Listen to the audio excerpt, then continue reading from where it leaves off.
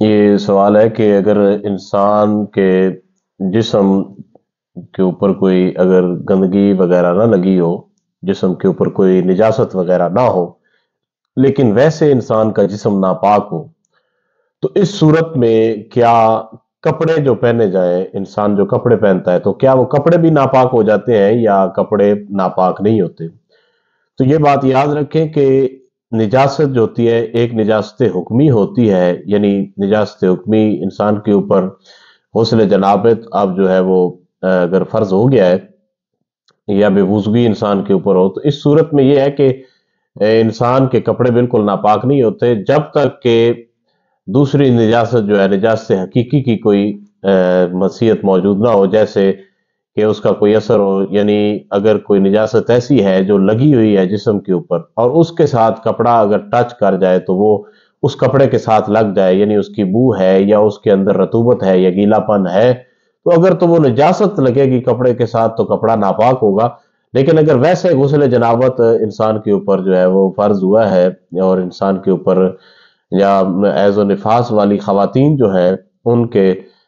کپڑے اس صورت میں پاک ہے، کوئی مسئلہ نہیں ہے، بشرطے کہ کوئی نفاس یا حیض کا کوئی قطرہ خون کا جو ہے وہ ان کے کپڑوں کے ساتھ نہ لگے۔ تو نجاست حکمی کی صورت میں یعنی جو اس کے جسم کے اوپر ویسے طاری ہوتی ہے جیسے جنابت ہے، اور نجاست حقیقی کی صورت میں جو ہے وہ ناپاک ہو جائے گا، کیونکہ اس صورت میں وہ نجاست لگ جائے گی۔ باقی اگر ہاں کہیں نجاست لگی ہوئی ہے لیکن خشک ہوگی یا کوئی اس کی سمیل وغیرہ بھی نہیں ہے، تو وہ اگر ساتھ ٹچ کر بھی جائے، جیسے چھوٹے بچے ہیں انہوں نے پیشاب کر دیا ہے تو آپ وہ پیشاب وہاں سے سوکھ گیا ہے اور اس کے اوپر وہ جگہ وہ جسم کا وہ حصہ تو ناپاک ہے، لیکن اس کے ساتھ اگر کوئی کپڑا لگے گا وہ کپڑا جو ہے وہ ناپاک نہیں ہوگا۔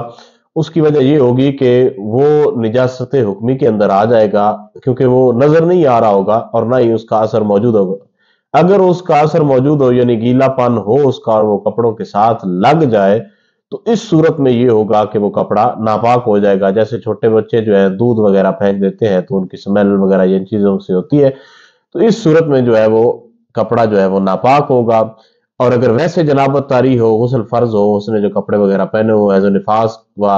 کا کوئی مسئلہ وغیرہ، تو اس صورت میں پہنے ہوئے کپڑے بالکل پاک ہیں، وہ ناپاک نہیں ہے۔ اللہ تعالیٰ ہم سب کو سمجھنے کی توفیق عطا فرمائے۔